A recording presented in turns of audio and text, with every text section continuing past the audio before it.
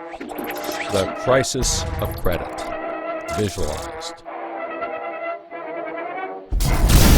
What is the credit crisis? It's a worldwide financial fiasco involving terms you've probably heard like subprime mortgages, collateralized debt obligations, frozen credit markets, and credit default swaps. Who's affected? Everyone. How did it happen? Here's how. The credit crisis brings two groups of people together, homeowners and investors. Homeowners represent their mortgages, and investors represent their money. These mortgages represent houses, and this money represents large institutions like pension funds, insurance companies, sovereign funds, mutual funds, etc. These groups are brought together through the financial system, a bunch of banks and brokers commonly known as Wall Street. While it may not seem like it, these banks on Wall Street are closely connected to these houses on Main Street. To understand how, let's start at the beginning. Years ago, the investors are sitting on their pile of money, looking for a good investment to turn into more money. Traditionally, they go to the U.S. Federal Reserve, where they buy Treasury bills, believed to be the safest investment. But in the wake of the dot-com bust in September 11th, Federal Reserve Chairman Alan Greenspan lowers interest rates to only 1% to keep the economy strong. 1% is a very low return on investment, so the investors say, no thanks. On the flip side, this means banks on Wall Street can borrow from the Fed for only 1%. Add to that general surpluses from Japan, China, and the Middle East, and there's an abundance of cheap credit. This makes borrowing money easy for banks and causes them to go crazy with leverage. Leverage is borrowing money to amplify the outcome of a deal. Here's how it works. In a normal deal, someone with $10,000 buys a box for $10,000. He then sells it to someone else for $11,000. For a $1,000 profit, a good deal.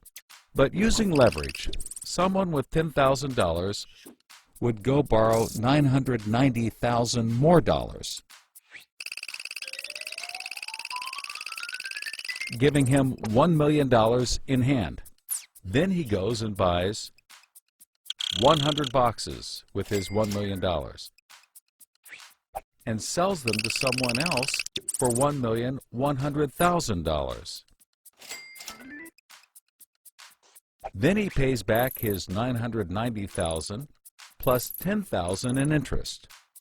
And after his initial $10,000, he's left with a $90,000 profit versus the other guy's $1,000. Leverage turns good deals into great deals. This is a major way banks make their money. So Wall Street takes out a ton of credit, makes great deals, and grows tremendously rich, and then pays it back. The investors see this and want a piece of the action, and this gives Wall Street an idea.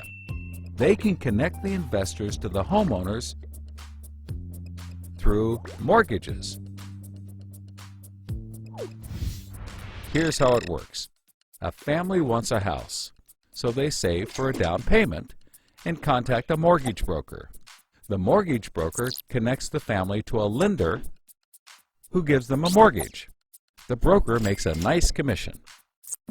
The family buys a house and becomes homeowners. This is great for them because housing prices have been rising practically forever. Everything works out nicely. One day, the lender gets a call from an investment banker who wants to buy the mortgage. The lender sells it to him for a very nice fee. The investment banker then borrows millions of dollars and buys thousands more mortgages and puts them into a nice little box. This means that every month he gets the payments from the homeowners of all the mortgages in the box. Then he sicks his banker wizards on it to work their financial magic, which is basically cutting it into 3 slices: safe, okay, and risky. They pack the slices back up in the box and call it a collateralized debt obligation, or CDO. A CDO works like 3 cascading trays. as money comes in, the top tray fills first, then spills over into the middle, and whatever is left into the bottom. The money comes from homeowners paying off their mortgages. If some owners don't pay and default on their mortgage, less money comes in and the bottom tray may not get filled. This makes the bottom tray riskier and the top tray safer. To compensate for the higher risk, the bottom tray receives a higher rate of return, while the top receives a lower, but still nice return.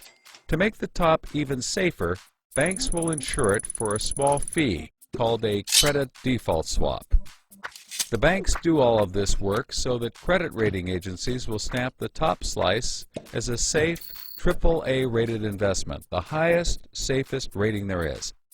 The OK slice is BBB, still pretty good, and they don't bother to rate the risky slice.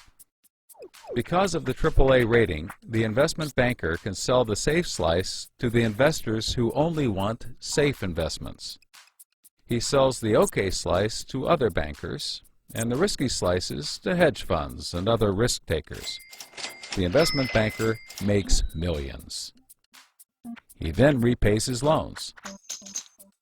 Finally, the investors have found a good investment for their money, much better than the 1% Treasury bills. They're so pleased they want more CDO slices. So the investment banker calls up the lender, wanting more mortgages. The lender calls up the broker for more homeowners, but the broker can't find anyone. Everyone that qualifies for a mortgage already has one, but they have an idea.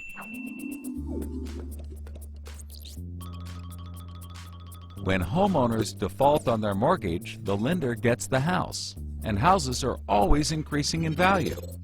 Since they're covered if the homeowners default, lenders can start adding risk to new mortgages, not requiring down payments, no proof of income, no documents at all. And that's exactly what they did. So instead of lending to responsible homeowners, called prime mortgages, they started to get some that were, well, less responsible. These are subprime mortgages. This is the turning point.